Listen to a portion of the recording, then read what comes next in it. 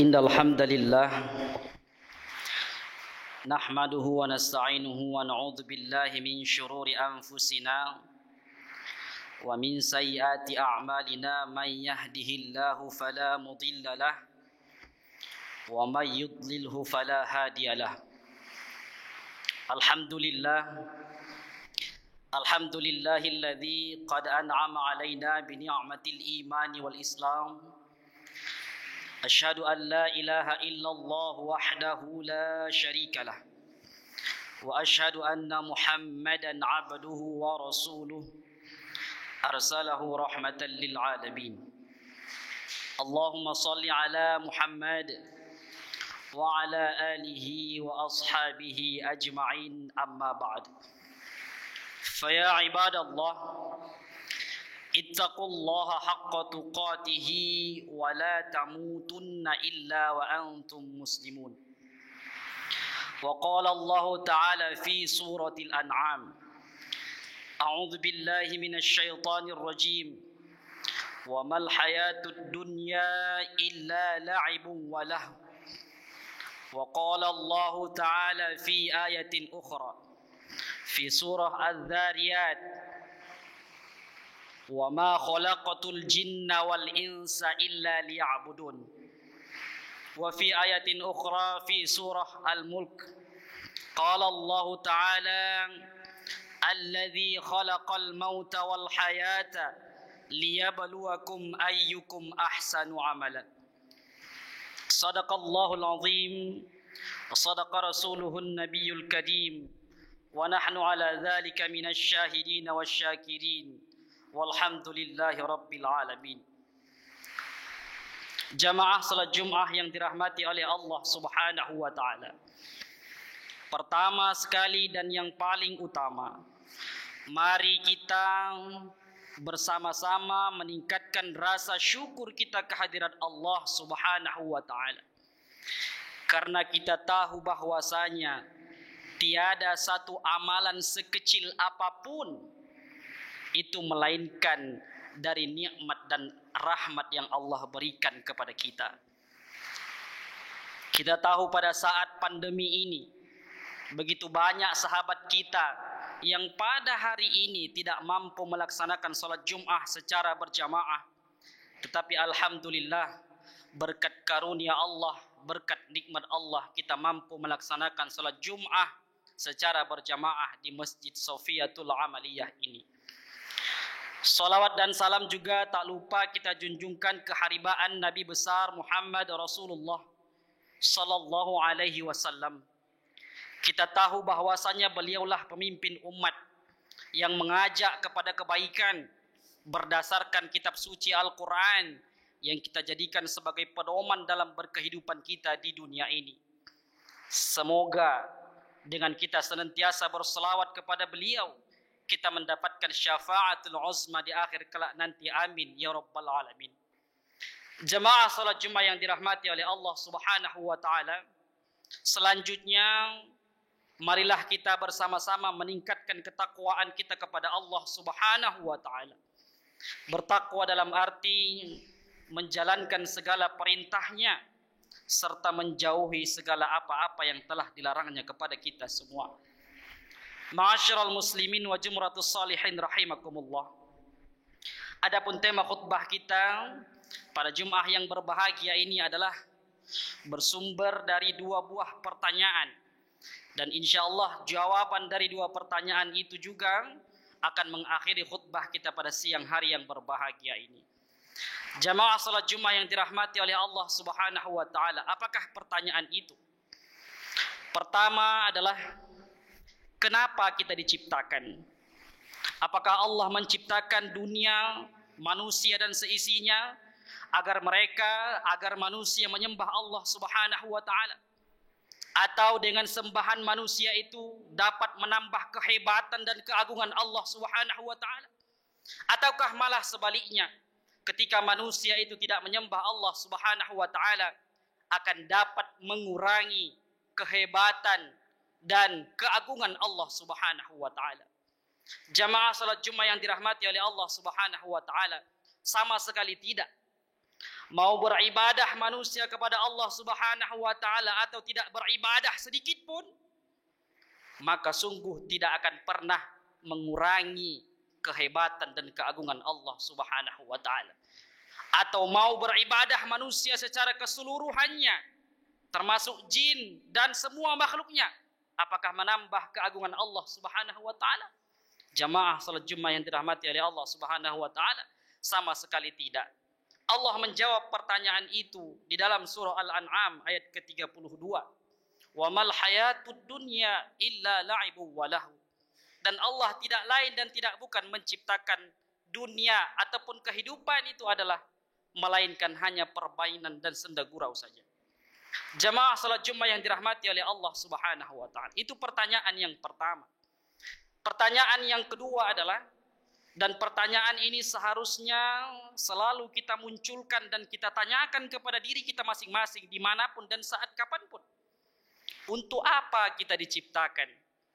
Apakah Allah Subhanahu wa ta'ala menciptakan kita agar kita mencari harta dengan sebanyak-banyaknya?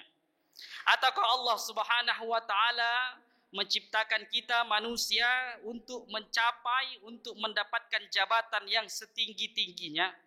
Ataukah Allah Subhanahu wa ta'ala menciptakan kita untuk mempunyai keturunan yang sebanyak-banyaknya? Jamaah salat Jumat yang dirahmati oleh Allah Subhanahu wa ta'ala, pertanyaan kedua ini juga telah Allah jawab dalam Al-Quran surah Az-Zariyat ayat ke-56. A'udzu billahi minasyaitonir rajim. Wa ma khalaqatul jinna wal insa illa liya'budun. Kata Allah Subhanahu wa ta'ala, dan tidak aku ciptakan jin dan manusia melainkan hanya agar mereka menyembah kepadaku. Di dalam surah Al-Mulk ayat kedua, Allah Subhanahu wa ta'ala juga menjelaskan bahwasanya alladzi khalaqal mauta wal hayata liyabluwakum ayyukum ahsanu amala. Tidak lain dan tidak bukan Allah menciptakan manusia dan agar manusia itu beribadah. Hanyalah Allah ingin mengetahui sejauh mana amal ibadah seorang hambanya. Di dalam hadis dijelaskan, riwayat Bukhari dan Muslim, Inna Allah la yanzuru ila suwarikum wa la ila ajsadikum, walakinna Allah yanzuru ila qulubikum wa ila a'malikum.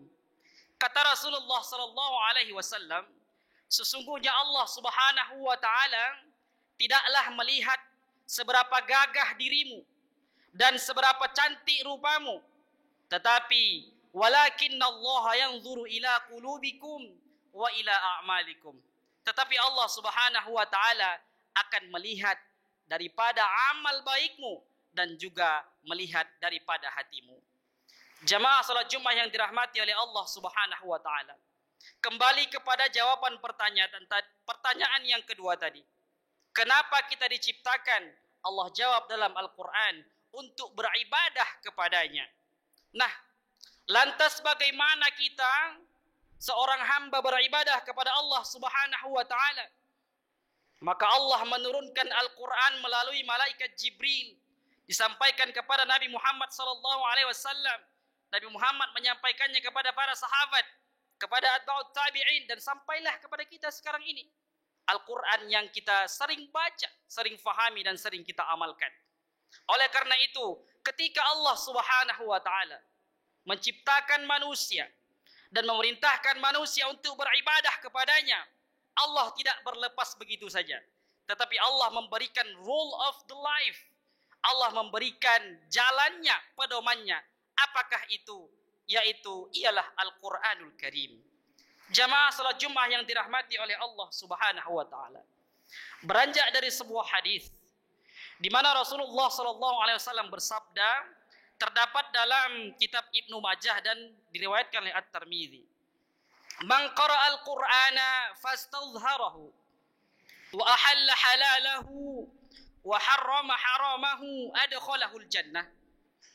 Kata Rasulullah sallallahu alaihi wasallam, sebagaimana artinya, barang siapa yang ingin menjadikan Al-Quran, menjadikan Al-Quran rule of the life, menjadikan Quran pedoman dalam kehidupannya, menurut hadis ini ada 3 jalan utama yang harus kita lakukan dalam menuntut agama Islam ini.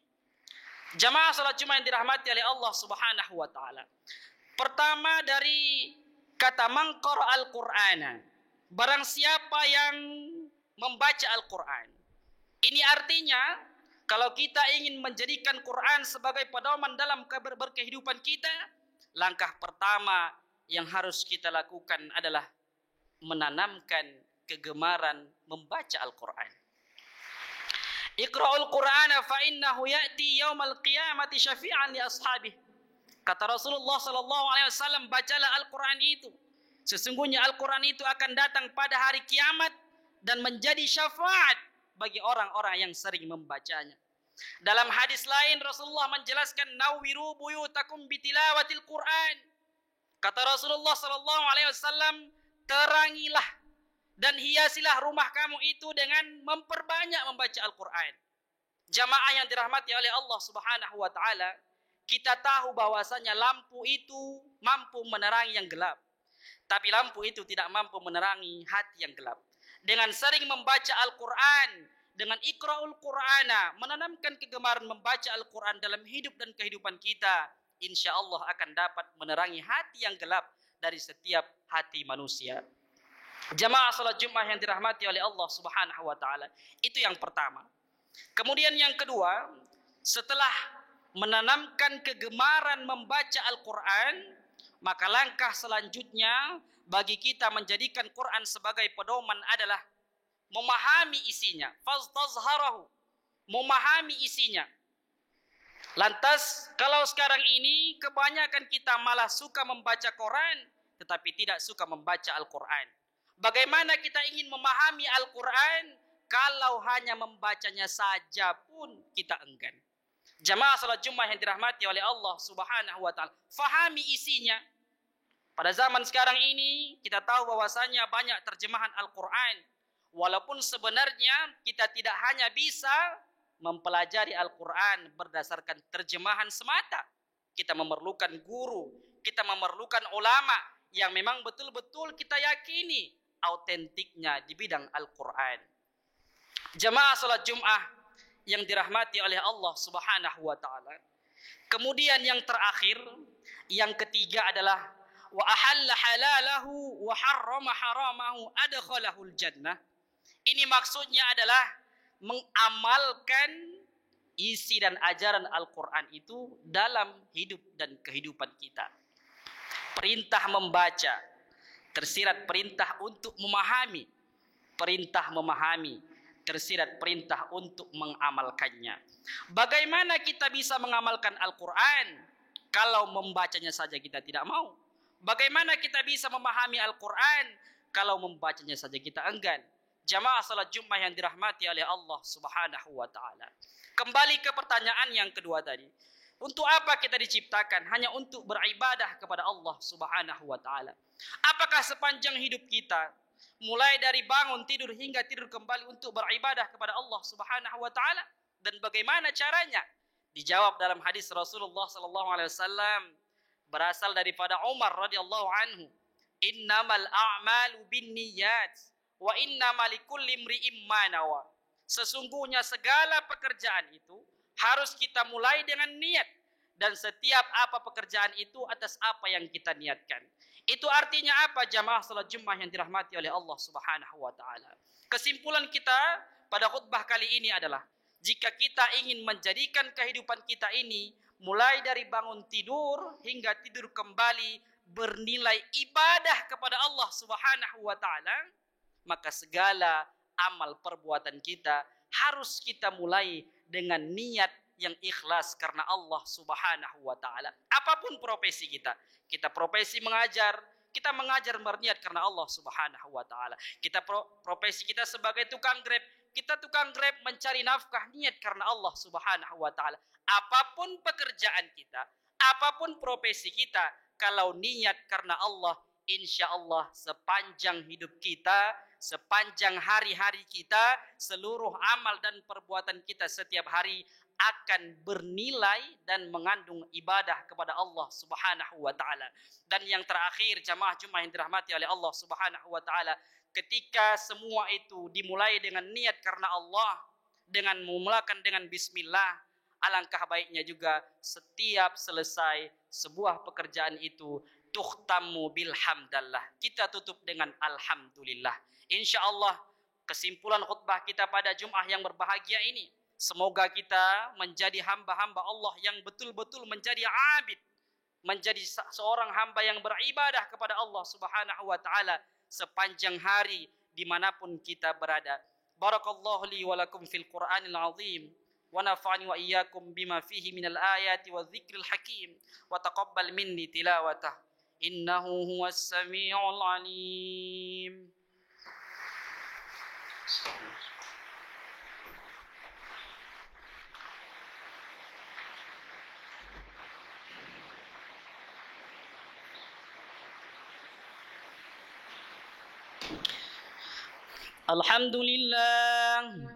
الحمد لله الذي قد أنعم علينا بنعمة الإيمان والإسلام.